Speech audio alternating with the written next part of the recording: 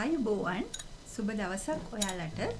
අද මම ඔයාලට චොක්ලට් කේක් එකක් මෘදුවට නිවැරදිව හදාගන්න හැටි කියලා දෙන්නයි යන්නේ. චොක්ලට් කේක් විතරක් නෙවෙයි ඕනෑම කේක් වර්ගයක් හදන විට හොඳ ඉවසීමක් තියෙන්න ඕන. ඒ වගේම දීලා තියෙන රෙසිපි එක ඒ විදිහටම අරගන්නත් අමතක කරන්න එපා. මෙන්න මේ විදිහට හොඳ පාටට කේක් එකක් බහින්නේ නැතිව හරි උසට හදාගන්නේ කොහොමද කියලා අපි ඉක්මනට වීඩියෝ එකට ගිහින් බලමු. මුලින්ම dry ingredients ටික mix කරගන්න ඕනි. මං කේක් පිටි ග්‍රෑම් 250 බෝල් එකට දාගන්නවා. කේක් මෘදුවට ගන්න කේක් පිටි අරගන්න. ඊළඟට කොකෝා පවුඩර් ග්‍රෑම් 50ක් දාගන්නවා. ඒත් එක්කම බේකින් සෝඩා තේ හැන්දක්, බේකින් පවුඩර් තේ හැඳි දෙකක් දාගෙන හොඳට mix කරගන්න ඕනි. මේ විදිහට හොඳින් මික්ස් කරගෙන 3 පාරක් පෙරණියකින් හලාගෙන සුළං නොවදිනසේ තබා ගන්න. මේ වෙලාවේ මම මගේ oven එක සෙන්ටිග්‍රේඩ් අංශක 180ට ප්‍රීහීට් කරලායි තියෙන්නේ. දැන් ඔන්න ඊළඟට මම බටර් ග්‍රෑම් 250ක් බෝල් එකට දාගන්නවා. මම අද මේ කේක් එක හදන්න අරගත්තේ මාගරින්. මේ විදිහට විනාඩියක් දෙකක් හීට් කරගන්න ඕනි. ඔයාලට පේනවනේ මේ විදිහට බටර් ටික ලා පැහැයක් අරගෙන තියෙනවා. අන්න ඒ වෙලාවට අපි සීනි ග්‍රෑම් 250ක් ටික ටික දාලා ඒකත් හොඳින් බීට් කරගන්න ඕනි. මතක තියාගන්න මේ හැම දෙයක්ම බීට් කරන්න ඕනි එකම පැත්තකට. සීනි ටික ඔක්කොම දැම්මගෙන් පස්සේ විනාඩි 4-5ක් මෙන්න මේ විදිහේ ලා පාටක් එනකල් හොඳින් බීට් කරගන්න. ඊළඟට මම බිත්තර එකතු කරන්නයි යන්නේ. මම මෙතන බිත්තර ග්‍රෑම් 250ක් අරගෙන තියෙනවා. බිත්තරත් අපි ටික ටික එකතු කරන්න ඕනේ. කේක් එකක් නිවැරදිව හදාගන්න නම් ඔයාලා බිත්තර කටුව ඉවත් කරගෙන හරියටම කෙරලා ග්‍රෑම් 250ක් අරගන්න.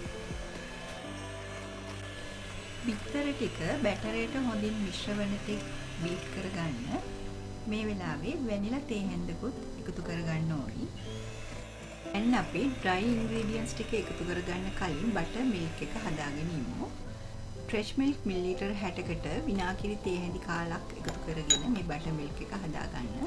ඔයාලට milk powder යොදාගෙන උනත් මේ butter milk එක හදාගන්න පුළුවන්.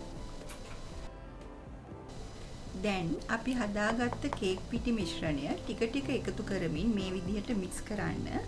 මම මේ වෙලාවේ spatula එකකින් තමයි fold කරන්නේ. අපි බැටර් එක බීට් කරපු පැත්තටම තමයි ෆෝල්ඩ් කරන්න ඕනි.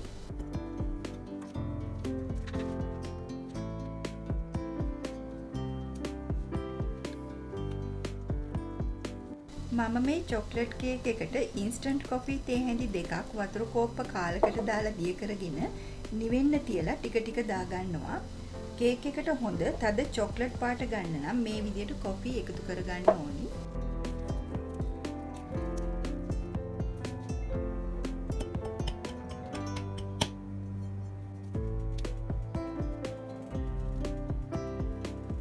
ඊළඟට අපි මුලින් හදාගත්ත බටර් මිල්ක් එක ටික ටික එකතු කරමින් නැවතත් ෆෝල්ඩ් කරන්න. අපි කේක් පිටි දාලා මේ බැටර් එක ෆෝල්ඩ් කරනකොට ඉක්මනින් ෆෝල්ඩ් කරගන්න ඕනි.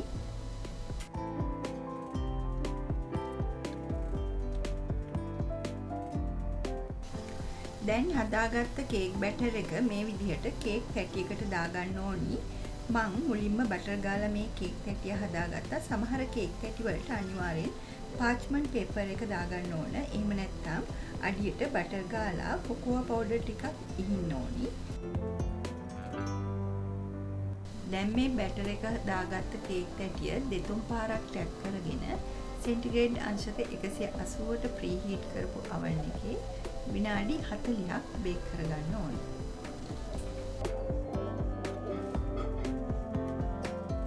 විනාඩි 40කට පස්සේ මම බේක් කරගත්ත කේක් එක මේ විදිහට කූලින් ට්‍රේ එකට දාගන්නවා.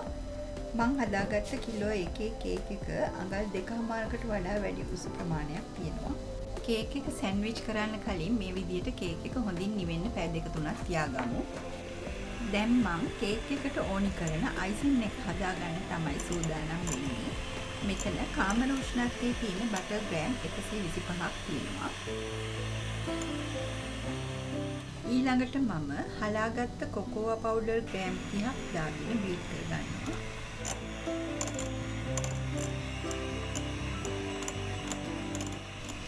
ඊළඟට හලාගත්ත අයිසිං සුගර් ග්‍රෑම් 200කුත් මේ විදිහට ටික ටික එකතු කරමින් බීට් කරගන්න.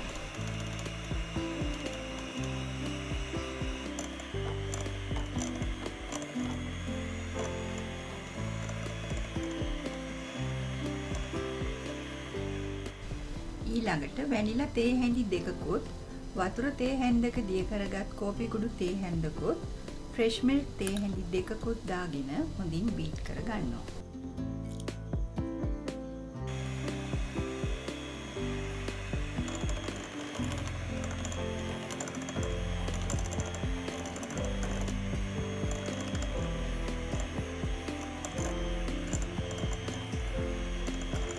මේ වෙලාවේ කේක් එක හොඳින් නිවිලා තියෙන්නේ. දැන් අපි අයිසිං කරන්න සූදානම් වෙමු.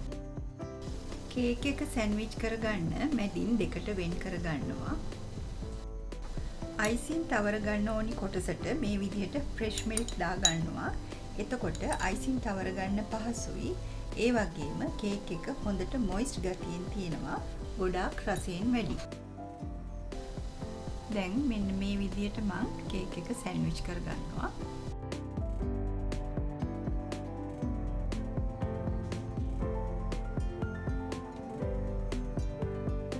කේක් එක උඩට අයිසිං කරගන්න මම මේ විදිහට ෆ්‍රෙෂ් මිල්ක් දාගන්නවා.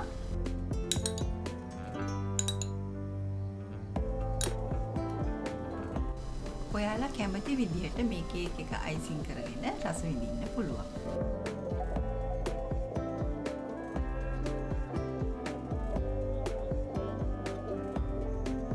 ඔන්න මම අයිසිං කරගෙන ඉවරයි. බලන්න මම හදපු චොක්ලට් කේක් එක හොඳ පාටට සොෆ්ට් එකට ඒ වගේම මොයිස්ට් ගතියනොත් තියෙනවා. ඒ වගේම ගොඩාක් රසයි. ඔයාලත් හදලා බලන්නකෝ. ඉතින් මගේ මේ රෙසිපි එකට කැමති නම් ලයික් එකක් දෙන්න. යාළුවන්ට ෂෙයා කරලා සබ්ස්ක්‍රයිබ් කරලා දිගටම මාත් එක්ක රැඳී සිටින්න. තවත් රසවත් රෙසිපියක් අරගෙන මං එන්නම්. සතුටින් ඉන්න. මාත් එක්ක රැඳී සිටියාට ඔයාලට ගොඩාක් ස්තුතියි.